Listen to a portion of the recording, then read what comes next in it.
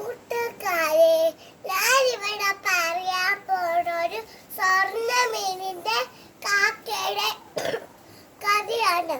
ഒരു കുളത്തിൽ ഒരു സ്വർണ്ണമീനുണ്ടായിരുന്നു. വലിയ അഹങ്കാരാർന്നവൻ.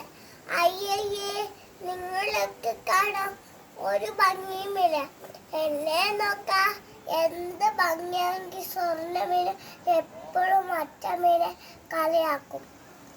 അങ്ങനെ ഇരിക്കെ ഒരു കാക്കച്ചേട്ടൻ അതുമായി വന്നു.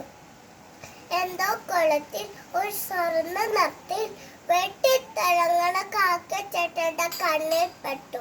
കാക്കച്ചേട്ടൻ വേഗം സ്വർണ്ണമീനിനെ അയ്യടാ, അതൊരു സ്വർണ്ണ മീനാണല്ലോ. കാക്കച്ചേട്ടന്റെ വായി കപ്പലോക്കാനുള്ള വെള്ളം നിറഞ്ഞു. കാക്കച്ചേട്ടൻ വേഗം സ്വർണ്ണമീനിനെ ഒറ്റക്കൊത്തു. ഭാഗ്യത്തിൽ ഒരു കുഞ്ഞു ചെറുതിന് മാത്രമേ കൊത്തുകൊണ്ടുള്ളൂ. എന്തായാലും സ്വർണ്ണമീൻ നന്നായി വേവിച്ചു. തനിക്ക് സ്വർണ്ണം നിറം ഉള്ളത് കൊണ്ടാണ് കാക്കച്ചേട്ടൻ കൊത്താൻ വന്നെന്ന് സ്വർണ്ണമീനിന് മനസ്സിലായി.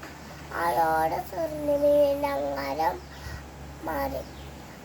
നല്ലൊരു കുഞ്ഞു മീനായി കുളത്തിൽ കഴിഞ്ഞുകൂടി.